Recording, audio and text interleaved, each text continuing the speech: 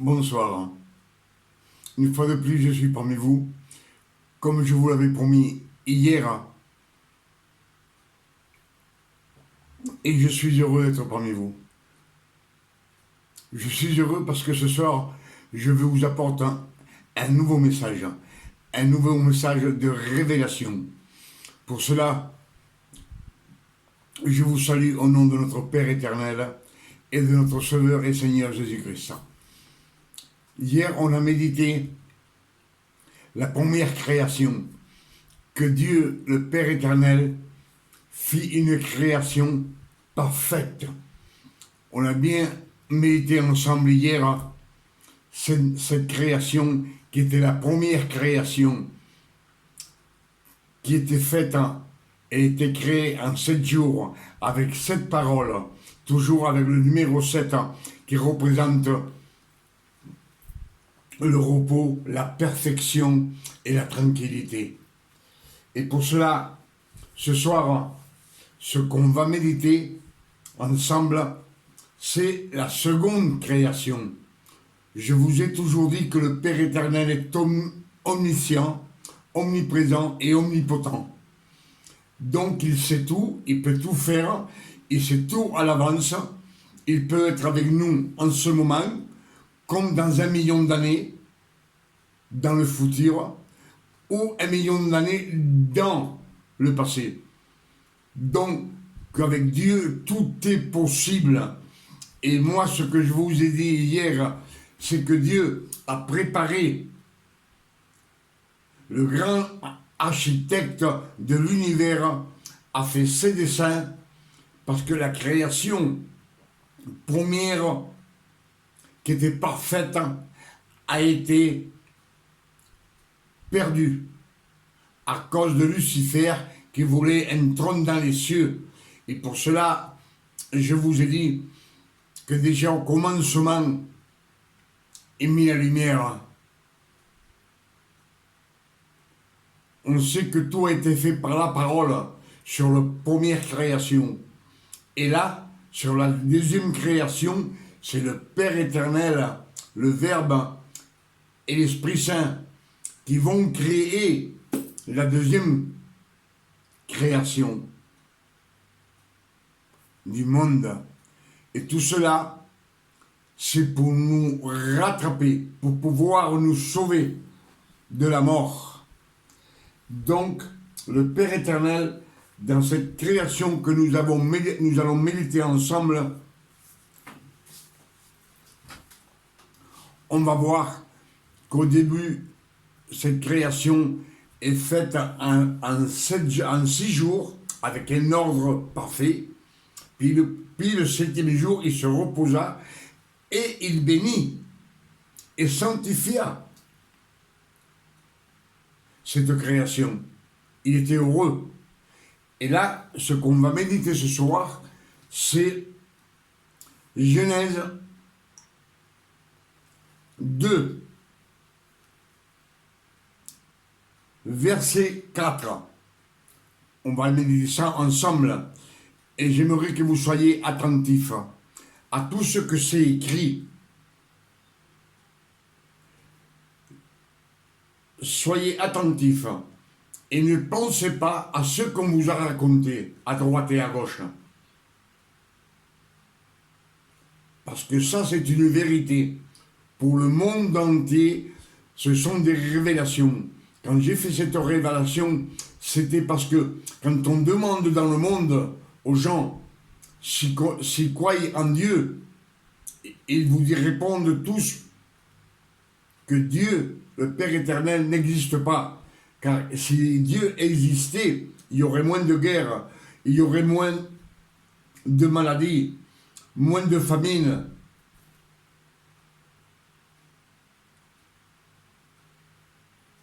Et moins de misère sur cette terre.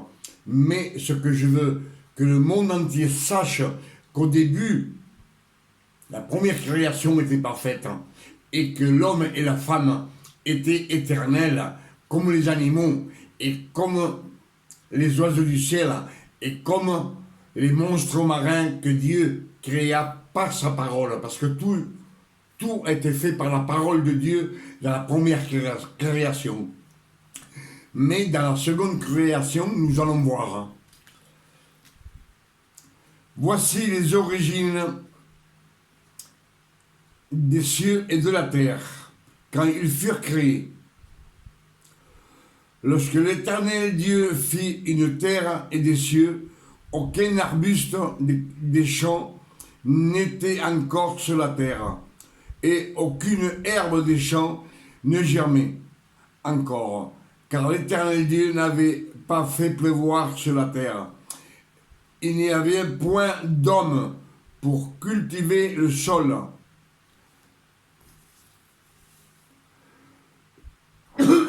Là, il nous dit qu'il n'y avait rien. Il n'avait pas fait pleuvoir sur la terre. La première création, vous savez, que Dieu commença par faire les cieux et la terre, et après tous les animaux par sa parole. Et après, il fit tous les arbres fruitiers et tout le reste. Et l'homme et la femme. Et on va voir. Lorsque l'Éternel Dieu fit une terre et des cieux, aucun arbuste des champs n'était encore sur la terre, et aucune herbe des champs ne germait encore, car l'Éternel n'avait pas fait pleuvoir sur la terre. Il n'y avait point d'homme pour cultiver le sol. Là, déjà, il parle de travail. Cultiver le sol dans cette création. Dans notre création, le travail n'est pas nommé. Mais une vapeur s'éleva de la terre et arrosa toute la surface du sol. L'Éternel Dieu forma. Là, il ne le créa pas, il le forma. L'homme de la poussière de la terre. Là, l'homme n'est pas fait à l'image de Dieu. Il n'est pas fait à sa ressemblance. Parce qu'il dit que là, il est fait de la poussière de la terre. On a bien médité que le Père éternel, le Verbe et le Saint-Esprit n'ont pas d'image. L'image qu'il nous a donnée, l'espèce humaine, c'est l'image de Jésus. Et Jésus n'a pas été créé de la poussière de la terre, il a été créé par le Saint-Esprit. Et ça, c'est notre image que nous avons. Mais là, l'homme, il ne le créa pas par l'image, ni par la ressemblance. Dieu n'est pas poussière. Le Verbe n'est pas poussière. Et l'Esprit Saint n'est pas de la poussière. Parce que ça, il est forme de la poussière. Pourquoi? Parce que lui, il a fait déjà tous ses plans. Il sait que l'homme va pécher et qu'il va mourir. Le grand architecte a déjà fait ses plans pour récupérer la première création perdue. Ce que je vous ai dit hier dans le message qu'on a médité ensemble. L'Éternel Dieu forma l'homme de la poussière de la terre. Il souffla dans ses narines un souffle de vie. Et l'homme devint un être vivant. Il devint un être vivant. Puis l'Éternel planta un jardin d'Éden. Là, dans cette création, l'homme, il est créé, il le forma de la poussière de la terre, à peine commencé la création. Dans notre création, dans la première création, il a été créé le 6e jour, ce qu'on a médité hier. Et là, tout de suite, pom, il y a l'homme, avec créé de la poussière de la terre. Il le forma de la poussière de la terre, c'est-à-dire qu'il fit une statue de la terre, et il souffla dans les narines, et l'homme devint un être vivant. Premier l'homme, et après il met un jardin. Puis l'Éternel planta un jardin en Éden, sur la terre. du côté de l'Orient, et il y mit l'homme qu'il avait formé. Il mit un jardin en Éden. La première création, c'était toute la terre, complète. Et là, c'est un jardin, c'est un espace, plus ou moins grand, on ne le sait pas, mais c'est un jardin.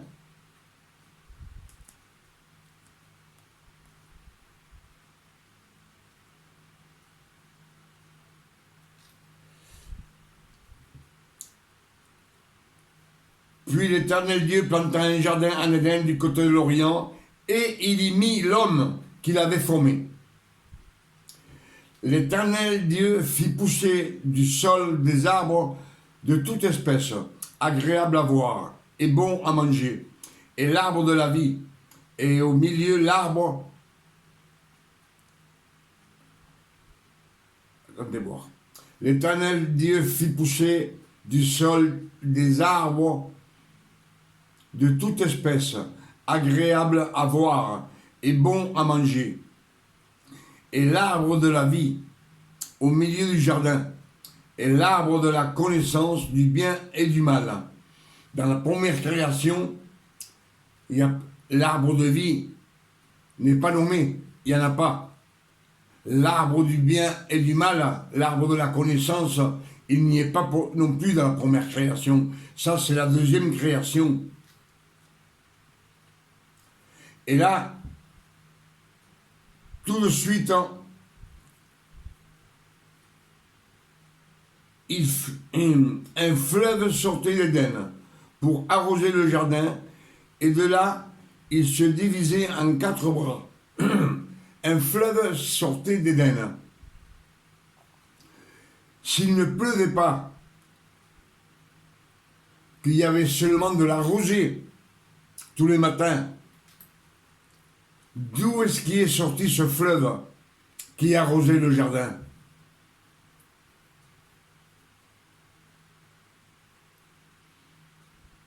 Dieu le créa et il se divisait en 4.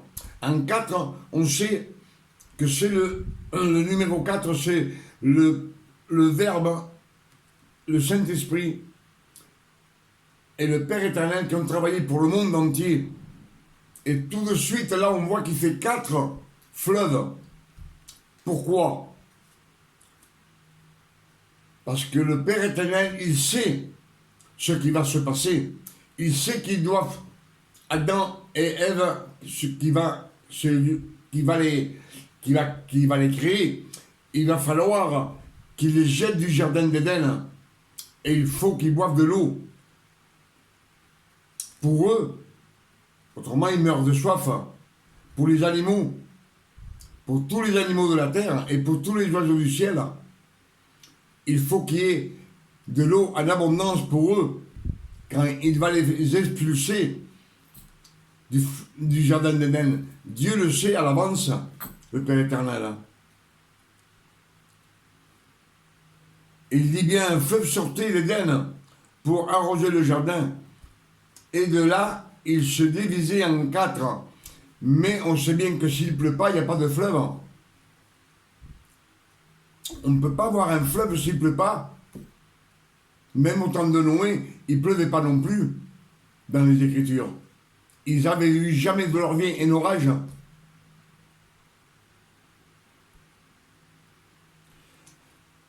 Pour cela, je vous dis toujours qu'il fit 4. Parce que lui, il est omniscient, il sait tout ce qui va se passer.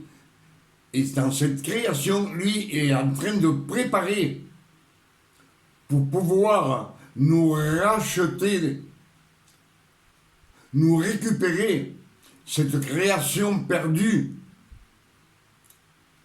qu'au commencement, quand Dieu créa les anges, Lucifer, déjà, c'est lui qui pécha. Il voulut être comme Dieu.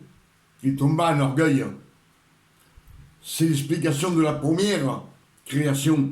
Et là, celle que nous vivons, cette création que nous vivons aujourd'hui, il fit 4 fleuves. Le premier est Pichon, son nom est Pichon. Le nom du deuxième fleuve est Guillon. Le nom du troisième fleuve est Hiddekel.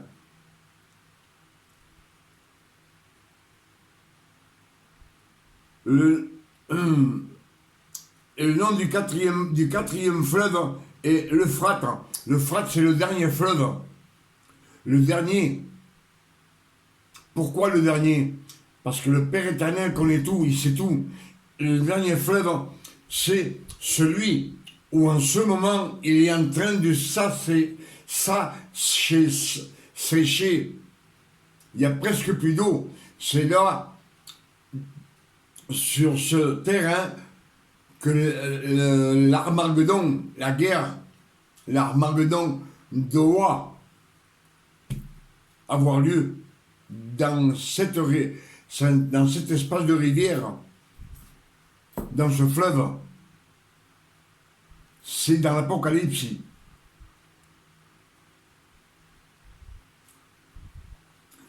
Et une fois que les 4 fleuves furent créés, l'Éternel Dieu prit l'homme et le plaça dans le jardin d'Éden pour le cultiver et pour le garder. Vous voyez, là, il veut le cultiver et le garder. Dans la première création, il fit l'homme et la femme à son image et leur dit, multipliez-vous. Là, il veut les cultiver, les deux. Il mit Adam pour le cultiver et le garder. L'Éternel Dieu donna cet ordre à l'homme. Tu pourras manger de tous les arbres du jardin, mais tu ne mangeras pas de l'arbre de la connaissance du bien et du mal. Car le jour où tu en mangeras, tu mourras. Dans cette création, là, il y a un ordre et il y a une sentence, la mort. Ce que dans la première création, le nom de la mort n'est pas nommé. C'est ce que je vous ai dit qu'on a médité ensemble, la première création.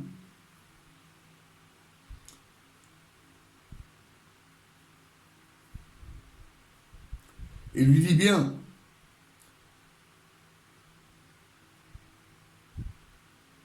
tu pourras manger de tous les arbres du jardin, mais tu ne mangeras pas de l'arbre de la connaissance du bien et du mal, car le jour où tu en mangeras, tu mourras. L'Éternel Dieu dit, il n'est pas bon que l'homme soit seul. Je lui ferai une aide semblable à lui. Une aide semblable à lui.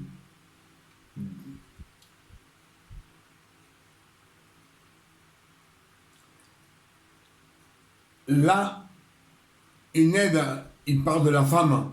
La femme a été faite à la ressemblance et à l'image de Dieu. Et là, il est en train de dire,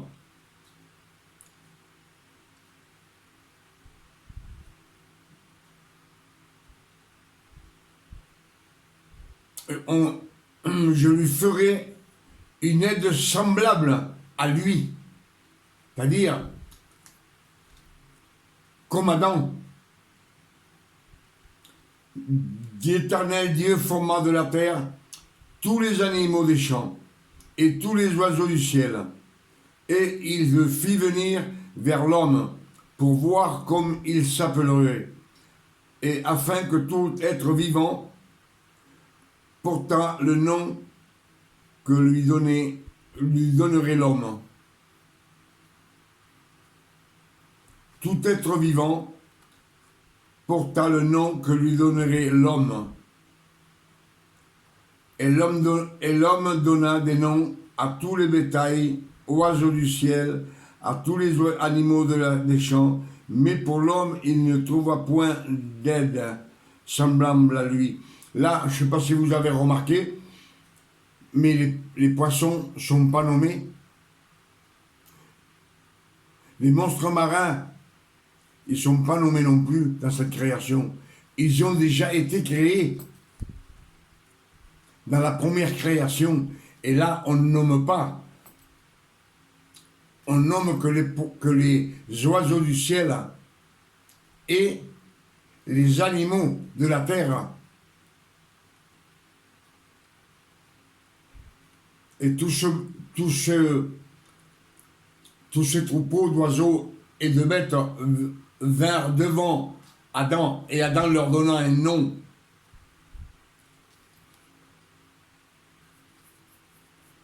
Mais il ne trouva pas une aide semblable à Adam. Pourquoi Dieu ne lui donna pas une femme à l'image de Dieu et à sa ressemblance? Non, il créa une femme. Alors l'Éternel Dieu fit tomber un profond sommeil sur l'homme qui s'endormit. Il prit une de ses côtes et referma la chair à sa place. L'Éternel Dieu forma une femme de la côte qu'il avait prise de l'homme, et il l'amena vers l'homme. Et l'homme dit, voici cette fois celle qui est os de mes os et chair de ma chair.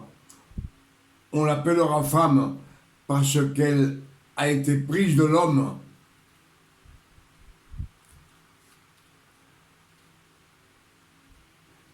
La femme a été créée du côté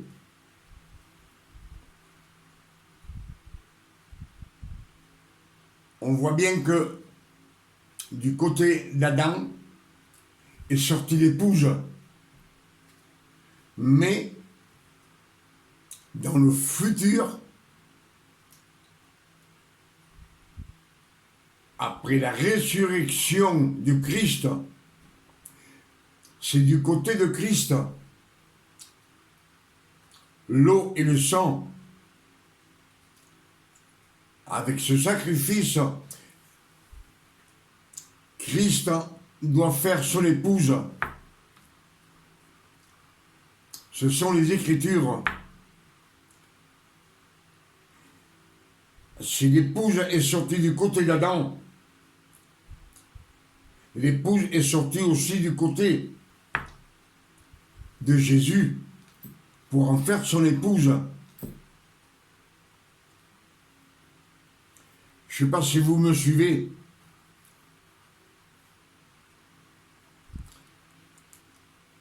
Pourquoi l'homme, le Père, excusez-moi, pourquoi le Père éternel ne créa pas la femme de la poussière de la terre?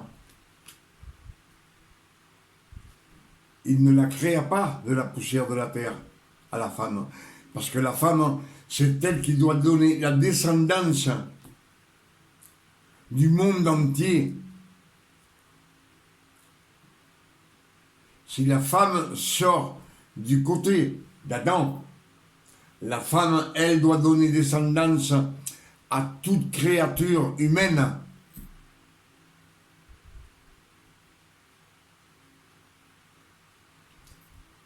Et dans le futur, une femme doit donner naissance à Jésus. Mais là, vous voyez bien que la femme n'a pas été créée de la terre, de la poussière de la terre. Le Père éternel, il nous dit déjà qu'il ne veut pas de mélange.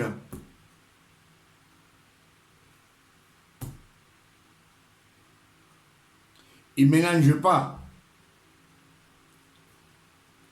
La femme, elle est sortie du côté d'Adam.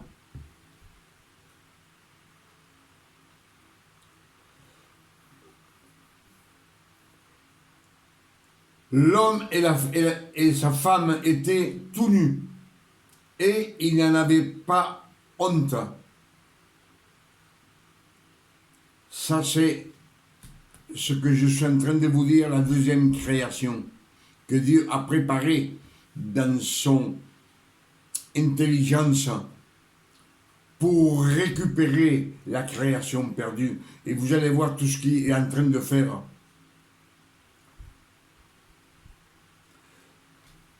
Genèse 3, verset 1. Le serpent était le plus rusé des animaux des champs que l'Éternel Dieu avait fait, et il dit à la femme, le serpent était le plus rusé de tous les animaux de la terre. Le serpent, il vint, c'est déjà Satan. Satan a été créé il y a 1 million ou 2 millions d'années, ou même plus, ou bien moins, parce que ça on ne le sait pas. Mais c'est déjà, quand il vient dans le jardin d'Éden, c'est déjà Satan. Et il vient avec le mensonge pour tenter la femme. C'est pas à elle que le Père éternel lui a dit, tu ne mangeras pas de l'arbre du bien et du mal. C'est à Adam, à l'homme. Et là, le serpent était le plus rusé de tous les animaux des champs que l'Éternel Dieu avait fait. Et il dit à la femme, Dieu a-t-il réellement dit, vous ne mangerez pas de tous les arbres du jardin? C'est-à-dire qu'il vient en disant tout le contraire de ce que le Père éternel a dit. Ce que le Père éternel a dit, vous mangerez de tous les fruits. Et la femme répondit au serpent, il l'écouta. Nous mangeons du fruit des arbres du jardin. Mais quant au fruit de l'arbre qui est au milieu du jardin, Dieu a dit, vous n'en mangerez point, et vous n'y toucherez point. Elle vient de mentir. Le Père éternel n'a jamais dit, vous n'y toucherez point.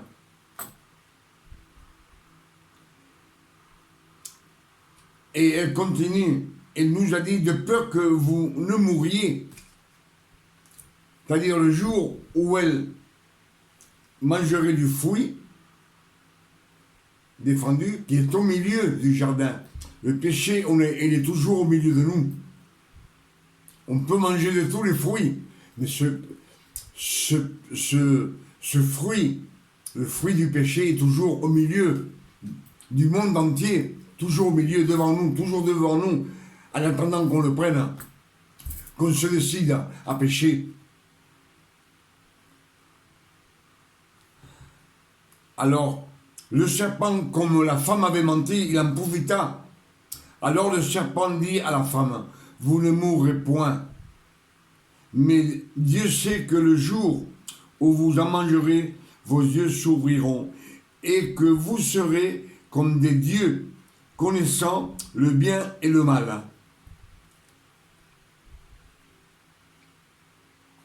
Le jour où vous en mangerez, vous serez comme des dieux.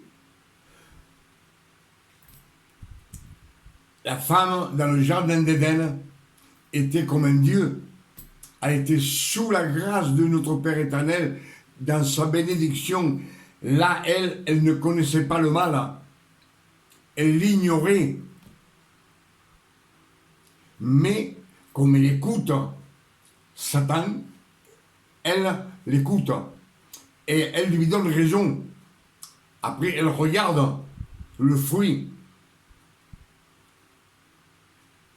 Et comme Satan lui dit, vous serez comme des dieux, elle veut être plus encore de ce qu'elle est dans le jardin d'Éden. Elle ne se rend pas compte qu'elle est là, elle est comme une déesse, une reine, parce qu'elle commande dans tout. Tous les animaux lui obéissent, les animaux du ciel, les animaux de la terre, tous lui obéissent, mais elle vaut plus, comme Lucifer. Dans la première création, il veut plus, il veut commander, et elle veut être comme Dieu.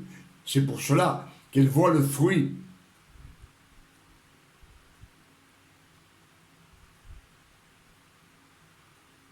La femme vit que l'arbre était bon à manger et agréable à la vue, et qu'il était précieux pour l'ouvrir l'intelligence, elle prit de son fruit et en mangea. Elle en donna aussi à son mari, qui était auprès d'elle, et il en mangea. Adam mangea aussi. Les yeux de l'un et de l'autre s'ouvrirent, ils connurent qu'ils étaient nus, et ayant cousu des feuilles de figuier, ils s'en firent des ceintures. Là, en mangeant de ce fruit, leurs yeux s'ouvrirent. C'est-à-dire que le Père éternel, dans ce fruit, il y avait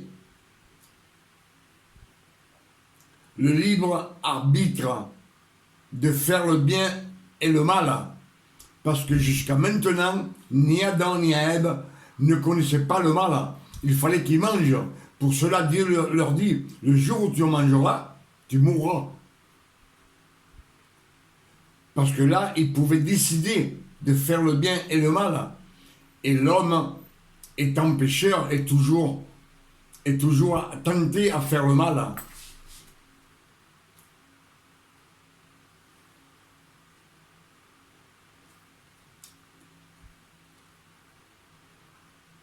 Ils connurent qu'ils étaient nus, et ayant cousu des feuilles de figuier, ils s'en firent des ceintures. Le figuier, déjà, est là. Le figuier représente Israël, les 12 tribus d'Israël. Et ces feuilles de figuier représentent l'orgueil de pouvoir se présenter devant le Seigneur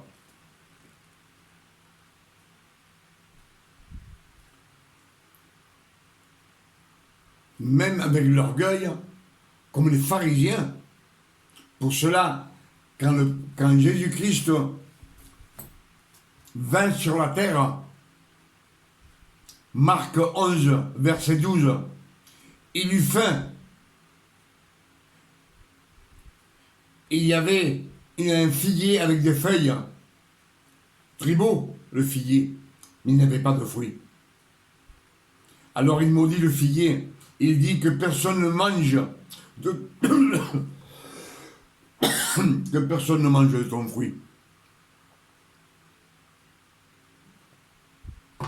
Car quand Jésus est arrivé sur la terre, qu'il s'est baptisé et qu'il est devenu fils de Dieu, il n'a pas trouvé aucun fruit dans les tribus d'Israël. Seulement des péchés. Tous des pécheurs. Tous des transgresseurs. Pour cela, il leur dit,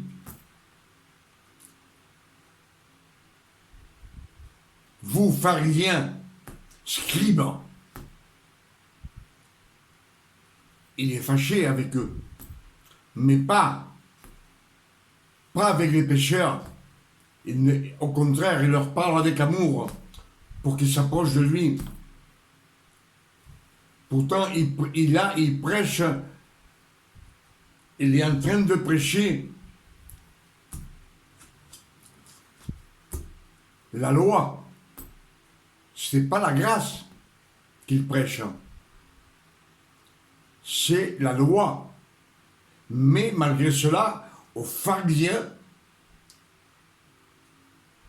il est fâché avec eux. Même dans le temple, qu'il prend un fouet, il les fout tous dehors. Il les a foutus tous dehors du temple.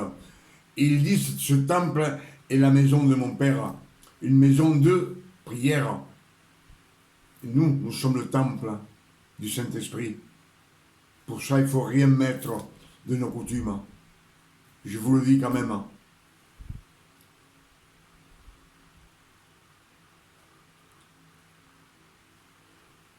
Mais voyez-vous que là, le figuier est déjà là. Et dans ce jardin, il n'y a que 3 péchés. Ce que je vous dis toujours, il y a le mensonge de la femme, la désobéissance et la peur d'Adam et Ève. Ces 3 péchés.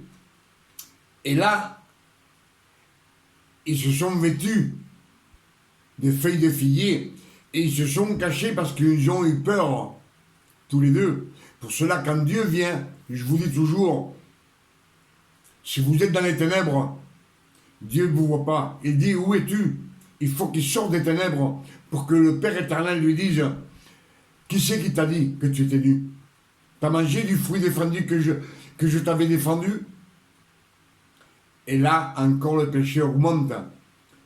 Parce que Adam dit, la femme, que tu as mis à mon côté. Et la femme dit, c'est le serpent qui m'a séduite. Voyez-vous bien. Mais Dieu, le Père éternel, le sait tout ça à l'avance. Tout ça, c'est son dessein à lui. C'est fait spécialement pour pouvoir récupérer. Dieu sait que maintenant, il va les jeter dehors du jardin. Mais remarquez que le Père éternel n'est pas fâché avec eux, puisque, après toutes les malédictions qu'il jette contre le serpent, contre la femme, contre l'homme, toutes ces malédictions, c'est lui, il le fait à conscience parce qu'il sait qu'il va les faire sortir du jardin d'Éden. Pour cela, avant tout, il a déjà fait les 4 fleuves pour qu'ils boivent de l'eau. S'ils sortent du jardin d'Éden, il n'y a pas d'eau, ils vont mourir. Même les animaux, même les oiseaux du ciel. Ça est tout fait à l'avance. Et dans ces malédictions, c'est toutes des prophéties que Dieu donna. On sait que déjà il dit à Satan, au serpent, la femme t'écrasera la tête. C'est une prophétie pour Christ, quand il va mourir sur la croix. C'est dans ces 3 jours qu'il va écraser la tête du serpent, de Satan, puis va le jeter sur la terre à ce moment-là. Mais 4000 ans plus tard, après il dit à la femme, tu vas enfanter dans la douleur. Tu enfanteras dans la douleur. Ce sont les 613 commandements que Dieu doit donner à Moïse dans le futur. À peu près 2500 ans plus tard.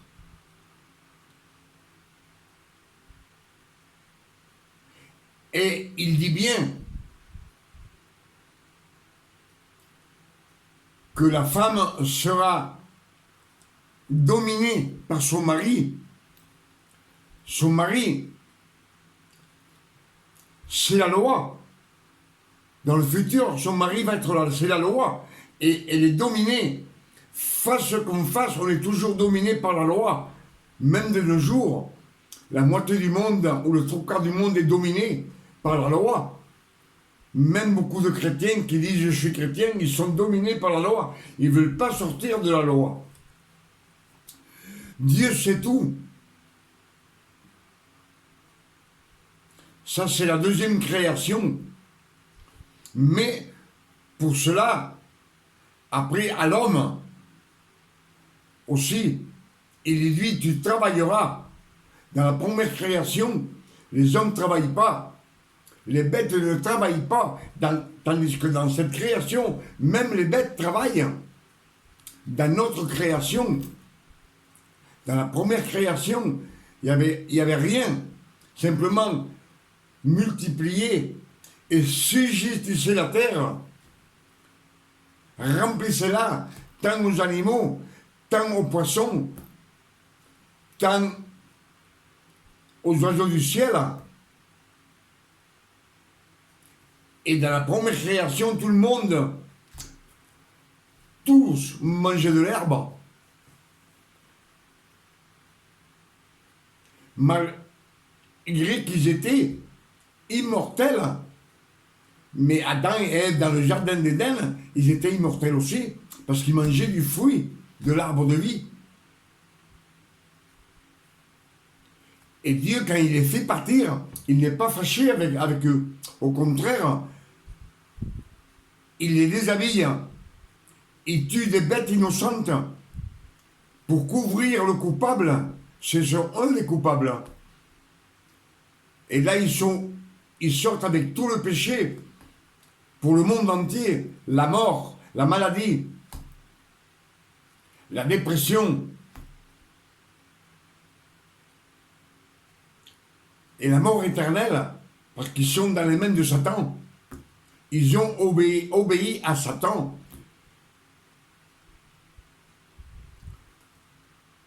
Ils appartiennent à Satan. Pourtant, quand ils sortent du jardin d'Éden, le Père éternel, l'arbre de vie, il le met à l'Orient et il met deux chérubins pour le garder. Il ne veut pas qu'il mange du fruit de l'arbre de vie, parce qu'il serait éternel. Et ils doivent mourir en plus. Et tout ce monde doit devenir poussière. Et là, il lui dit à l'homme,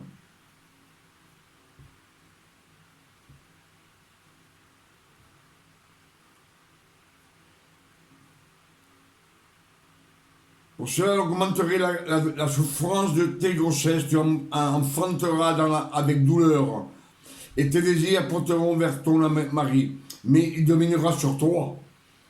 Ça, c'est la loi qui est prophétisée pour 2500 ans plus tard, approximativement. Et à l'homme, il lui dit aussi, le sol sera maudit à cause de toi. La terre te donnera des chardons et des épines.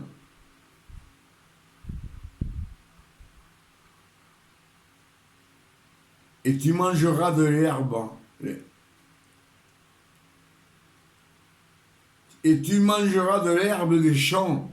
Dans la première création, il nous dit, vous avez bien entendu, qu'il mangeait que l'herbe qui a de la semence, c'est-à-dire tous les céréales qui poussaient tout seuls à l'époque, quand Dieu créa la première création. Eux, ils ne travaillaient pas. Ils mangeaient du fruit, comme dans le jardin d'Éden. Ils mangeaient du fruit. Et les fruits, ils finissaient jamais. Combien d'années ils ont été dans le jardin, Adam et Ève, personne ne le sait. Mais quand il les fit partir, il lui dit, tu mangeras de l'herbe. Et je pense que la première année, si la terre était maudite, ils mangeaient de l'herbe, tant qu'ils n'ont pas découvert pour faire pousser l'herbe. Et Dieu, dans cette création, on voit qu'il ne se repose pas. Là, il ne prend pas de repos.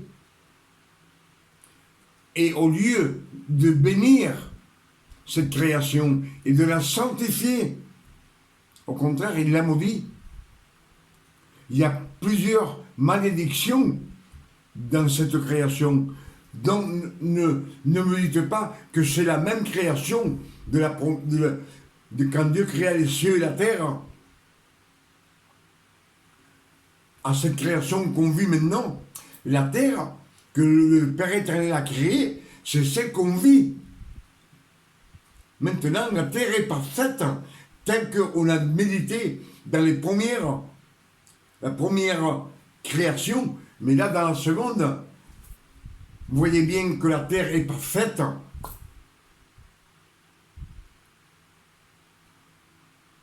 Mais là, l'homme, il travaille. Dans la première création, l'homme ne devait pas travailler. Les animaux ne devaient pas travailler. Aujourd'hui, sur la terre, même tous les animaux, ils ont travaillé.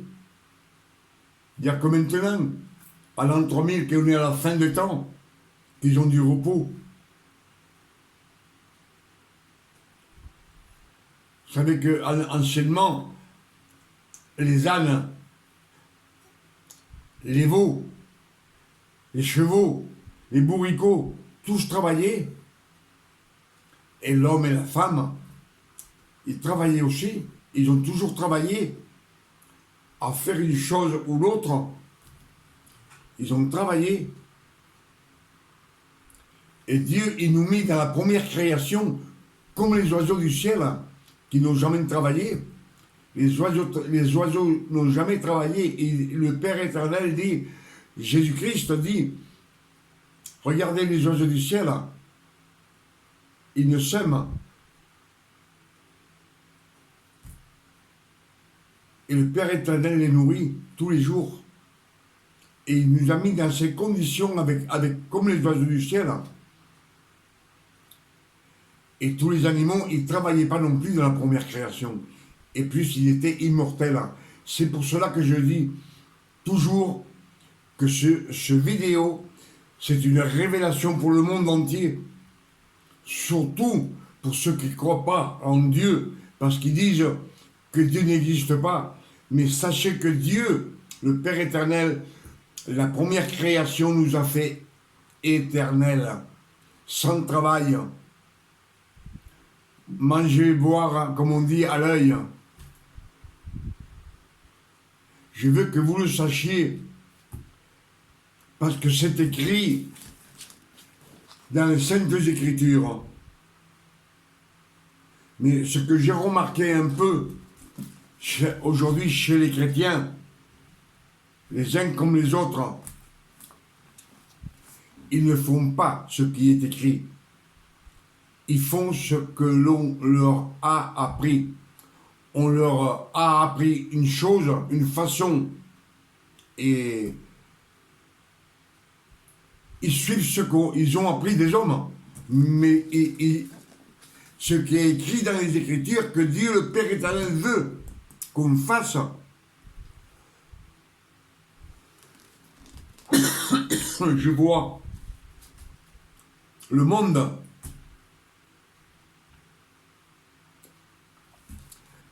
on discute avec un chrétien, il dit encore, il le maintient, que lui, il est obligé de prêcher la loi. Pourtant, le Père éternel a donné son Fils unique sur la croix. Il est venu sur la terre pour pouvoir racheter tous ceux qui sont sous la loi. Mais on dirait qu'ils sont sourds, ou ils ne lisent pas les Écritures, ou ils ne les comprennent pas. Et quand on parle de la grâce, ils tournent la tête et ils se fâchent. Mais sachez une chose, que Jésus, quand il prêchait la grâce, il devait sortir en courant parce qu'il voulait le lapider.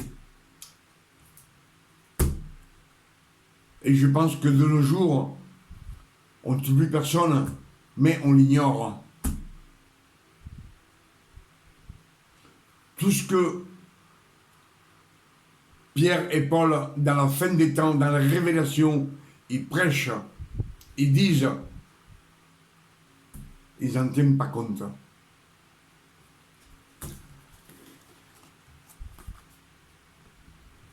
Alors je pense que on a médité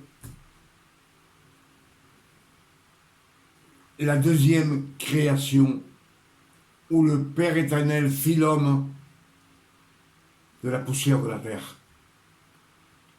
La première création, il le fit à son image et à sa ressemblance. La ressemblance que nous avons, c'est la ressemblance de Christ, de Jésus. Lui, il fut créé par le Saint-Esprit.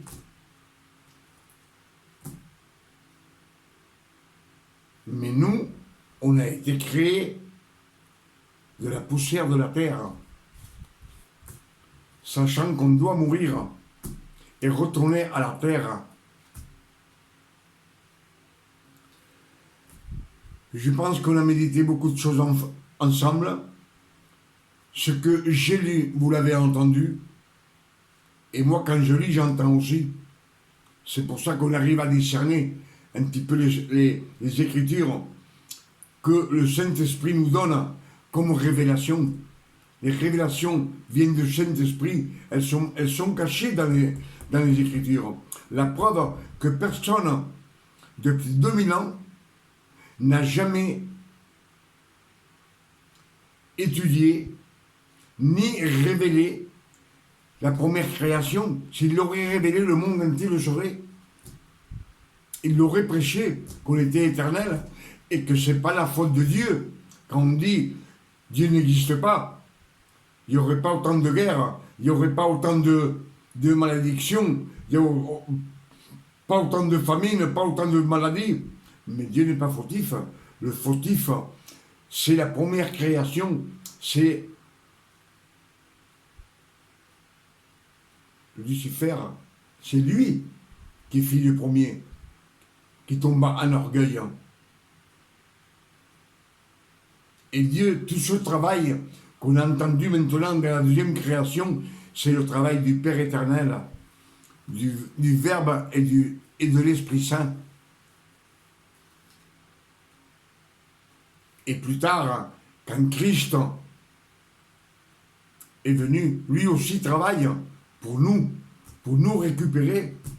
Il a pris les 12 apôtres pour qu'on ait les 4 évangiles. Les 4 évangiles, c'est pour le monde entier, les 4 évangiles. C'est pour cela que nous, de nos jours, on a les 4 évangiles. Mais la grâce n'était pas encore arrivée. La grâce est venue après Paul et Pierre, deux, choisis par l'Esprit Saint et par Jésus-Christ. Pour cela, on a les révélations qu'on dit, les mystères cachés de tout âge et de tout temps, révélés à ces saints. Mais je pense que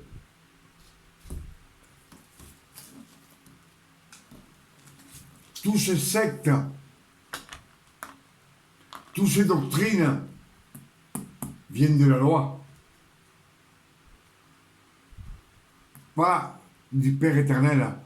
Le Père éternel, c'est une vérité, c'est pas une doctrine, c'est une grâce, un don. Pour cela, quand Dieu donna les 613 commandements à Moïse, il y a 613 commandements. Il y a 365, tu ne feras pas. Et 248, il faut que tu fasses. Ces 248, c'est tout religieux. Il faut faire quelque chose, il faut faire quelque chose.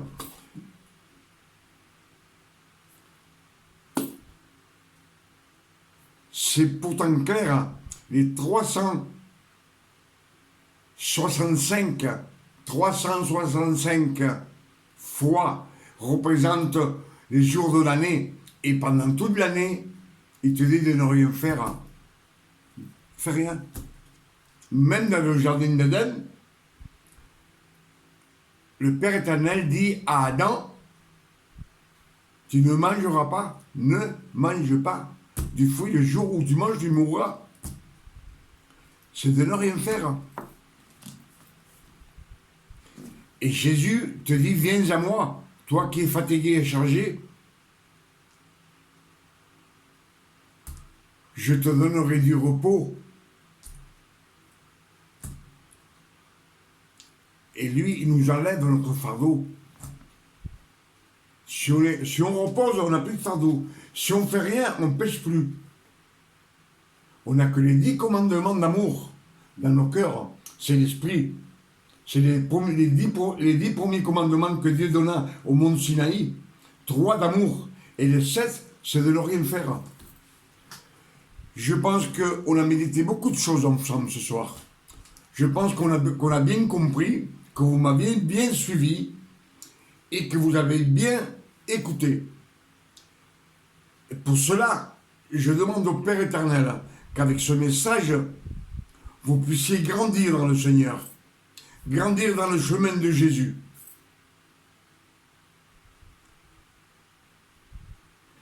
Et je demande au Père éternel, au nom de notre Seigneur Jésus-Christ, qu'il vous donne une nuit de repos, de tranquillité, de paix, de santé et de bien-être. Vous et vos enfants, et toutes vos familles et vos amis, vous qui écoutez mes messages. Et moi, personnellement, je vous dis avec amour que Dieu vous donne une bonne nuit de repos, de tranquillité et de paix. Je demande au nom de notre Seigneur Jésus-Christ. Amen. À demain, si Dieu le permet. Mais je crois que Dieu va le permettre. Parce que tout ce qu'il me donne, je le partage avec vous. Et Dieu, le Père éternel, dit, partagez ce que je vous donne. Ne le gardez pas pour vous tout seul. À la prochaine. Bonne nuit.